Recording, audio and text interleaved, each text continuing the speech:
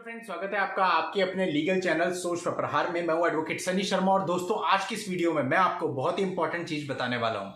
दोस्तों देखिए, डेली ही हम इस चैनल पर बहुत सारे टॉपिक्स पर अलग अलग टॉपिक्स पर बात करते हैं, जिनमें से अधिकतर मैट्रिमोनियल विवादों से संबंधित होते हैं और बाकी के क्रिमिनल विवादों से संबंधित होते हैं। अब यहां पर मैं आपको एक चीज बहुत सिंपल बताना चाहता हूं कि देखिए, हम तरह तरह के जजमेंट आते हैं, जिनमें से मैक्सिमम जजमेंट लेटेस्ट होते हैं, अभी हाल ही के आए हुए। लेकिन दोस्तों कुछ जजमेंट ऐसे होते हैं जो कि पुराने होते हैं, लाइक 2018 का, 15 का, 2000 का, 2014 का।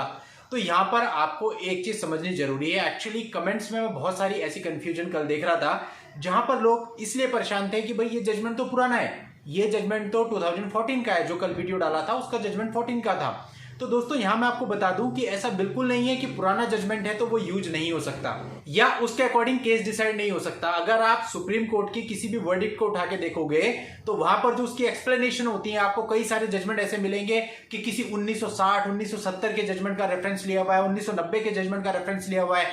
यानी कि इस बात से कोई फर्क नहीं पड़ता कि पुराना जजमेंट है, बस वो ओवर रूल ना हो गया हो, यानी कि उस रूलिंग के बाद किसी कोर्ट ने दूसरी रूलिंग ना दे दी हो।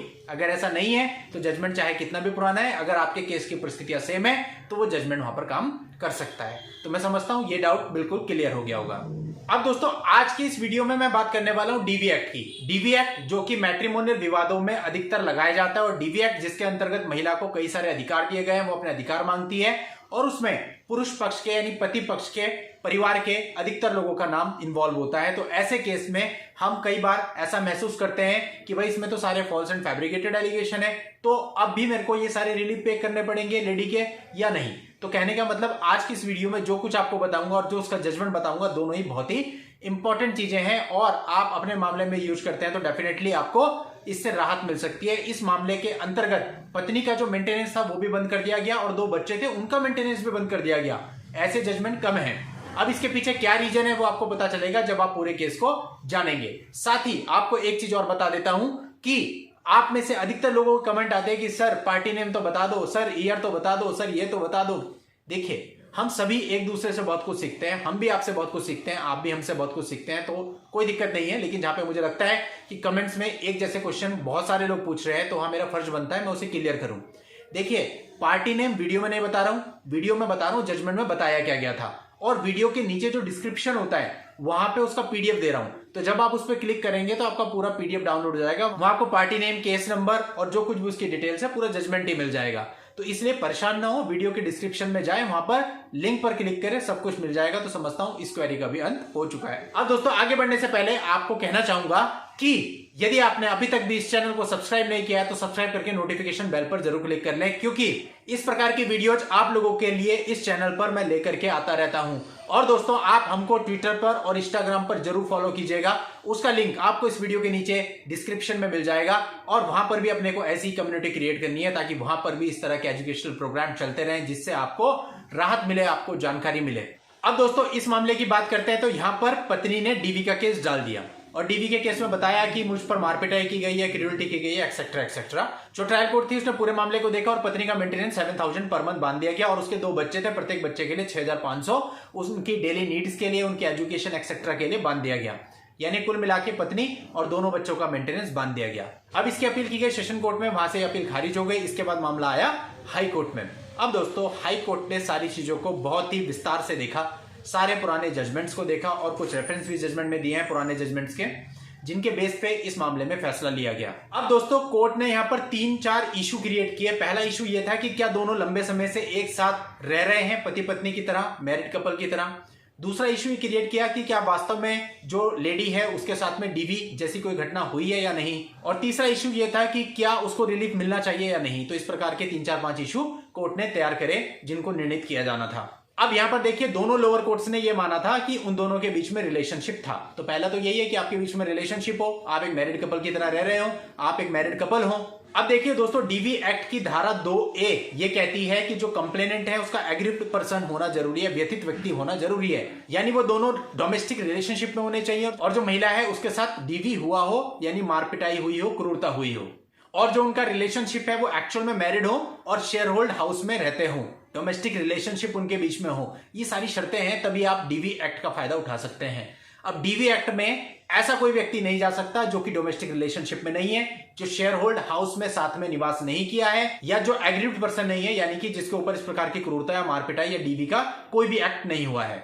साथ ही साथ देखिए, आप लोगों को पता होगा कि डीवी का जो एक्ट है इसको कोई भी यूज कर सकता है, मतलब मैरिड वुमेन भी यूज कर सकती है, अनमैरिड वुमेन भी यूज कर सकती है, यानी जो लिव इन में रह रहे हैं वो भी यूज कर सकते हैं। लेकिन साथ ही साथ इसमें एक चीज और बताई गई है कि जो कि रिलेशनशिप हो, भले लिव इन हो, लेकिन वो मैरिज के नेचर का होना चाहिए, यानी कि आप लगातार साथ में एक घर में रहते हुए होने चाहिए। ये नहीं हो सकता कि आप केवल वीकेंड पे साथ में रह रहे हो या वन नाइट स्टैंड कर रहे हो तो उसको आप ये कह दोगे कि हमारे बीच में डोमेस्टिक रिलेशनशिप है। अब इस मामले में जो ये पत्नी थी जिसने डीवी का केस किया, ये उनकी सेकंड वाइफ थी, यानी वो पहले से ये जानती थी कि वो बंदा पहले से शादीशुदा है और उसके 2 बच्चे भी हैं, उसके बाद भी उसने इस व्यक्ति से रिलेशनशिप रखा। तो कोर्ट ने कहा हमारे हिसाब से जो ये रिलेशनशिप है मैरिज के नेचर का नहीं है, जबकि डीवी एक्ट में क्लियर किया गया है कि जो रिलेशनशिप हो मैरिज के नेचर का होना चाहिए।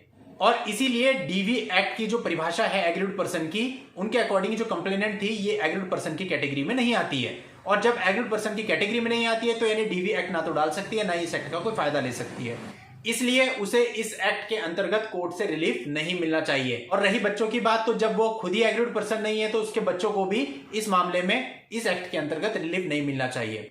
बाकी मेंटेनेंस यदि वो बच्चों का चाहे तो उसके लिए 125 सीआरपीसी में जा सकती है, परंतु इस एक्ट में कोई रिलीफ ना तो उसको मिलेगा और ना ही उसके बच्चों को मिलेगा, क्योंकि वो एग्रीड पर्सन नहीं है, उसका जो रिलेशनशिप है वो मैरिज के नेचर का नहीं है। तो दोस्तों ये सारे तथ्य थे इस मामले के, तो उसका मेंटेनेंस, बच्चों का मेंटेनेंस सबका बंद कर दिया गया। तो इसलिए यहां पर उन लेडीज के लिए बहुत ही इंपॉर्टेंट चीज है जो कि बिना मैरिज किए किसी के साथ रह रही हैं और वो बंदा पहले से मैरिड है, तो वो कल को अपने अगर उनको राइट्स मांगने हो तो उनमें प्रॉब्लम आ सकती है, क्योंकि यहां जरूरी है कि रिलेशनशिप आपका मैरिज के नेचर का हो। तो जब पहला वाला बंदा खुद ही मैरिड है, आप उसके साथ रह रही हो, तो आप मैरिज के नेचर का रिलेशनशिप तो कह ही नहीं सकती।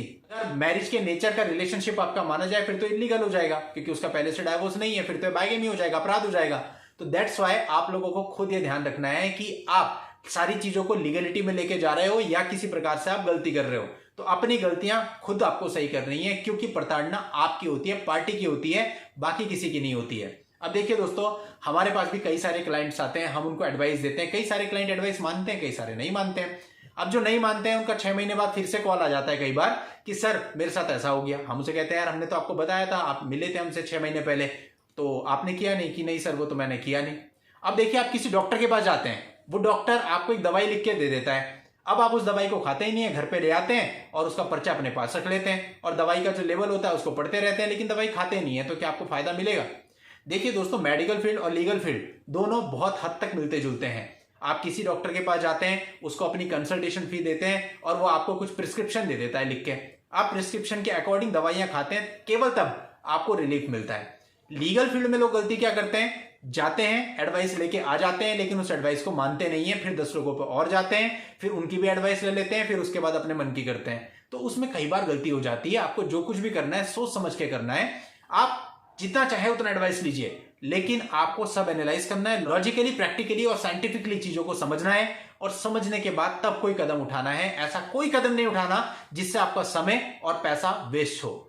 तो दोस्तों, ये चैनल केवल आपको समझाने के लिए है। यहां पर आपको बताया जाता है कि किस तरह से आप अपना समय और पैसा बचा सकते हैं। इसलिए दोस्तों, जो भी आपको बताया जाता है आप उसको समझिए। आपको कोई डाउट होता है तो आप और उसके बारे में सर्च कीजिए, गूगल पे जाइए, दुनिया भर की साइट्स अवेलेबल हैं, आपके पास बुक्स अवेलेबल हैं, सब जगह देखिए, हर प्रकार की जांच पड़ताल कीजिए, क्योंकि ये आपके जीवन का सवाल है।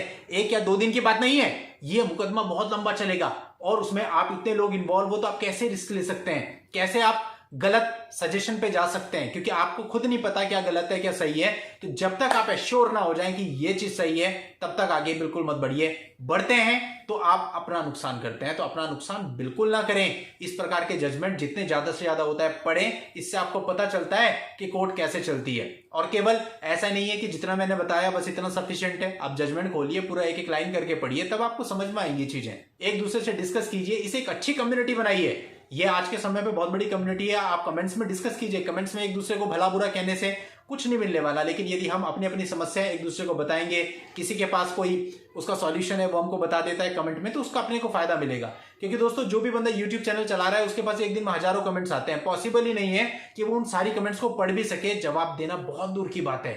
आप समझिए, यदि उन कमेंट्स का जवाब देने हम लोग बैठ गए तो फिर हम ना तो अपना काम कर पाएंगे और ना ही आपके लिए वीडियो ला पाएंगे, पूरा समय उसमें निकल जाएगा। उसके बाद भी पूरे कमेंट्स नहीं पढ़े जा सकते। तो इसलिए दोस्तों आप लोगों को एक दूसरे का मददगार बनना है। अगर कमेंट्स में आप 2-4 लोग, 5 लोग, 10 लोग, 100 लोग जुड़े हुए हैं, देख रहे हैं कि कोई कुछ पूछ रहा है, आपको कुछ पता है, तो उसको बता दीजिए कि ये चीज ऐसे होगी। और हम इतना कर सकते हैं कि हम कमेंट्स को ओवरव्यू तो लेते ही हैं। वहां अगर हमें लगता है कि भाई बहुत सारे क्वेश्चन पूछे जा रहे हैं एक ही प्रकार के, तो हम सीधा सीधा उसको वीडियो ले आते हैं ताकि सभी को उसकी जानकारी मिल जाए। दोस्तों सब कुछ मैंने एक्सप्लेन कर दिया, बाकी आपके ऊपर है आप इस चीजों को कैसे लेते हैं, कैसे नहीं लेते, कैसे समझते हैं। और आप लोगों की हेल्प के लिए इस जजमेंट का लिंक आपको इस वीडियो के नीचे डिस्क्रिप्शन में मिल जाएगा। वहां जाकर के आप इस जजमेंट को पढ़ सकते हैं, कॉपी और डाउनलोड करके अपने पास रख सकते हैं। जहां भी आपके मामले की परिस्थितियां सेम होती हैं, आप अपने वकील साहब से बात करके इस जजमेंट को यूज कर सकते हैं। नेक्स्ट वीडियो में नई लीगल जानकारी के साथ मैं आपसे फिर मिलता हूं। तब तक के लिए goodbye and thank you for watching. Take care.